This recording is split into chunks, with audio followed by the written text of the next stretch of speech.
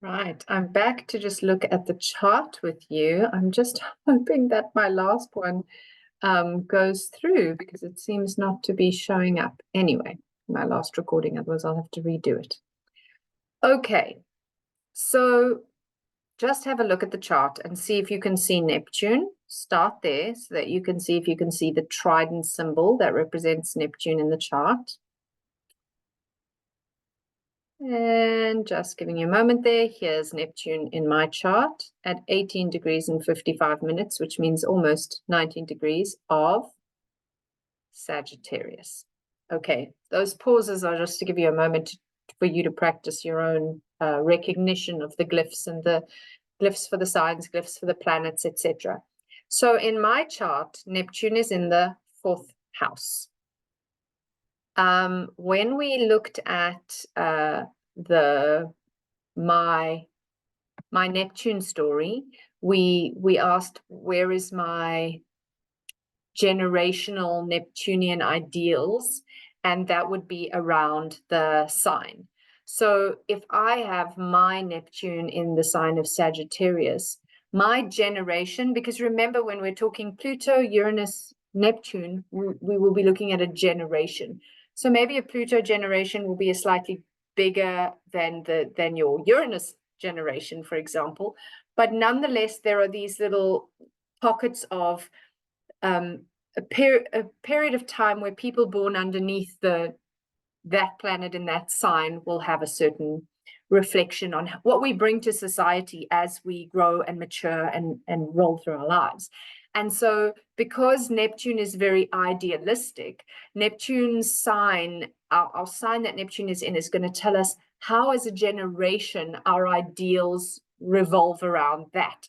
But then we can more personally bring that in by going, okay, so this is my generational ideal, but how do I personally apply it in my life?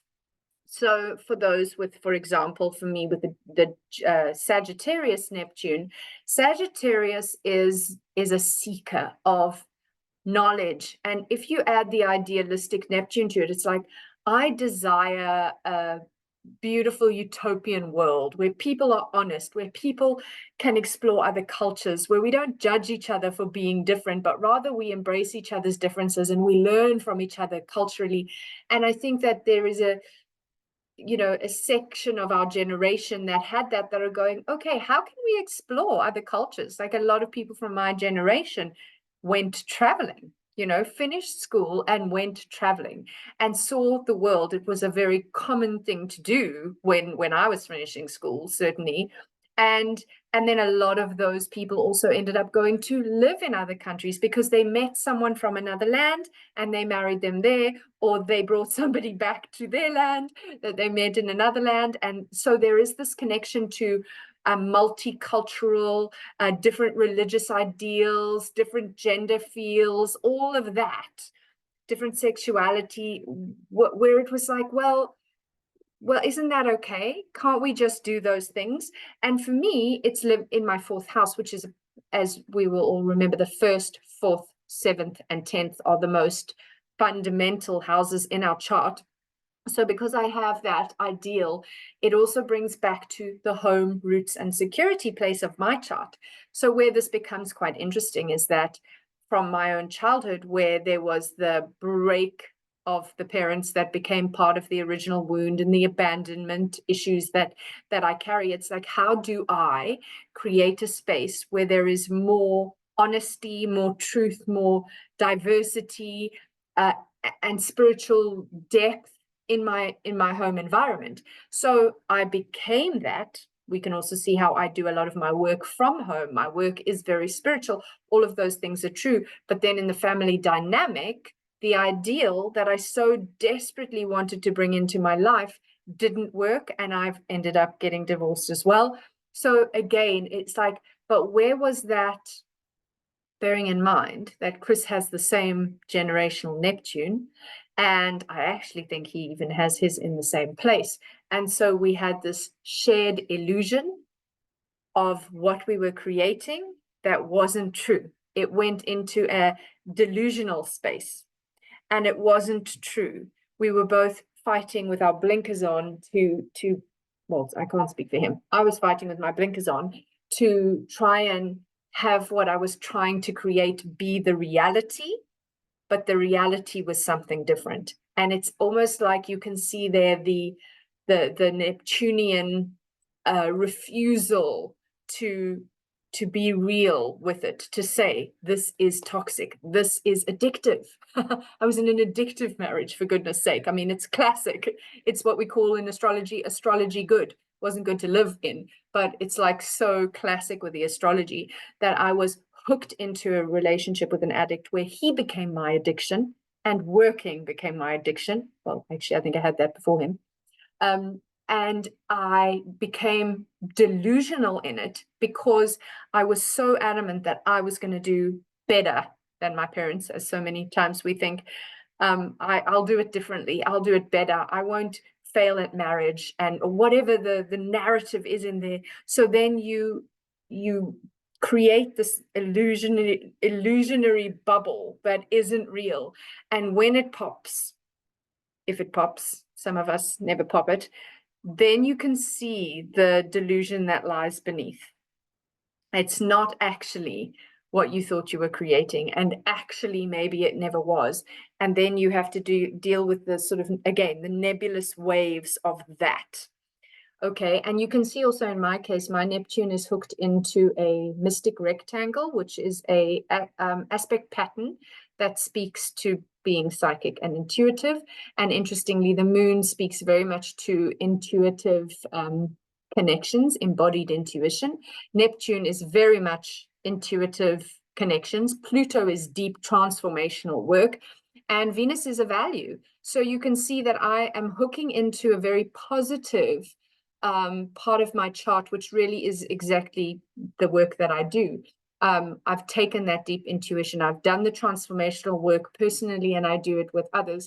I'm learning to embody those deep inner knowings that I can't really understand where they even come from and how I have that, but I have to use it and I have to make it practical, and I have to deal with all the moods, the nebulous moods that it creates, and build value. 10th house, Venus in my 10th house, build value around that, taking it into my career, and continually work to transform myself, my own worth. Second house, continually transforming in that space, who I am and what worth and value I bring into the world, which I then take into my career, which I then have to manage my own emotional health and be that emotional warrior, Aries. And it's, my moon is in the 8th house, which is resources that you get from another. So a lot of that comes through the relationship. Sorry, that's my 10-minute reminder that yoga class is on now. That is my because it's in the 8th house, it's the first house from the 7th, which means that through some relationships, so I don't have planets in the relationship area of my chart, but that doesn't mean I don't have relationships.